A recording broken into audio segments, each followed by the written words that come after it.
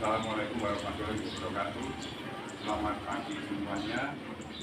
Pagi hari ini saya Pak Didi Darwono dari Desa Ngetan, Kecamatan Bagi, Kabupaten Sidoarjo akan menerangkan operasional daripada insenerator yang kita dapatkan dari Pak Pengabdian Universitas Gadjah Mada pada masyarakat berbasis penerapan PDG tahun 2024. Alhamdulillah, terima kasih kepada UGM yang telah memfasilitasi kemudian insenerator. Insenerator ini teknik bangunannya adalah lebar dalam itu sekitar 1 meter. Ini temboknya tebal 2 batu bata. Kemudian kesananya panjangnya adalah 1,5 meter. Adapun alokasinya adalah pada panjang kedalaman 1 meter itu untuk pembakaran sampah, sedangkan yang 1,5 meter itu untuk pembakaran asap. Baik, coba agak kita maju sedikit. Insenerator ini terdiri dari 3 pintu, yaitu masing-masing untuk lantai dasar itu untuk abu, kemudian lantai yang kedua atau keranjang yang kedua ini untuk pembakaran kayu, untuk yang mana kayu ini setelah panas baru sampah yang akan dihabiskan akan dibakar di sini. Cara pemanasannya bagaimana? Yaitu sampah yang di sini tidak boleh dimasukkan dulu. Yang dimasukkan dulu adalah sampah untuk pembakarnya atau pemantiknya, yaitu berupa kayu kering atau apa terserah, yang penting ini dibakar dulu lebih kurang sekitar hampir 20 menit. Setelah panas sekitar hampir 300 derajat Celcius atau 400 derajat Celcius, baru sampah yang akan dibakar bisa dimasukkan dengan secara terus-menerus. Insenerator ini tidak memerlukan pembakaran dengan oli atau minyak. Karena apa? Karena kita berusaha menghemat. Nah, di dalam insenerator ini energi yang dibutuhkan adalah energi listrik. Untuk apa? Untuk penyemprotan asap. Jadi pada saat ini aktif dibakar, asap akan lari ke dalam ruang asap atau chamber kedua. Ini disebut chamber pertama untuk pembakaran material, ini disebut sebagai chamber kedua, yaitu pembakaran asap. Pembakaran asap di sini kalau dipublikasikan adalah sama, yaitu di sini sekitar 1 meter kubik, di sini setengah meter kubik, ini lebih kurang setengah meter kubik, jadi posisinya sama antara pembakaran sampah dengan pembakaran asap. Nah, asap yang berada di sini akan keluar lewat cerobong 3 ini, dan sebelum dia keluar akan disemprot oleh air dari atas.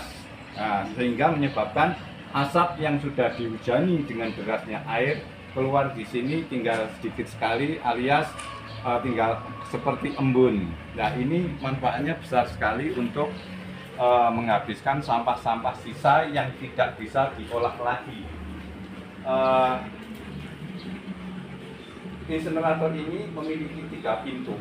Kemudian pada saat api sudah menyala, pintu ini sesegera mungkin ditutup. Kemudian ini juga ditutup. Yang ketiga. Kemudian yang pertama, lantai pertama ini kita tutup juga. Kalau misalnya terjadi api hampir padam, ini dibuka sedikit untuk memasukkan O2 ke dalam ruangan bakar.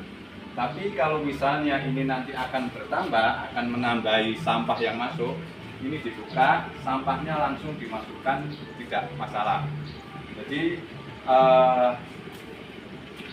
insenerator ini sangat bermanfaat sekali.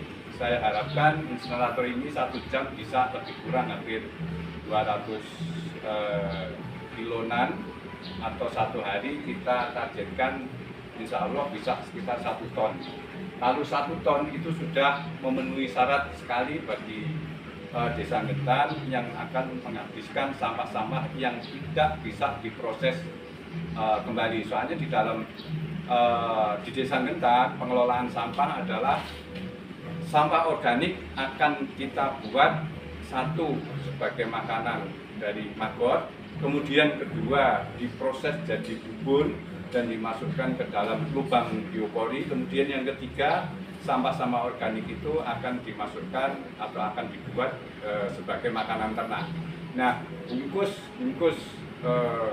sampah plastik yang campur air yang tidak bisa kita proses atau bisa kita proses kalau itu membutuhkan biaya tinggi, maka solusinya satu-satunya jalan daripada rugi, kita masukkan ke dalam insinerator. Nah, insinerator ini harapan satu-satunya pemusnah sampah yang tidak bisa terkelola lagi dalam bentuk plastik, kemudian kardus dan lain sebagainya yang bisa dibakar. Nah, mungkin untuk sedikit tambahan, saya pertunjukkan bahwa yang sampah organik juga akan diproses di rumah maggot ini, di rumah maggot. Nah, kemudian dari rumah maggot, maggotnya juga nanti akan kita buat tepung, juga akan kita buat minyak. Nah, semua sampah yang tersisa yang tidak bisa kita jual atau kita tidak punya nilai ekonomi akan kita masukkan ke dalam insinerator ini.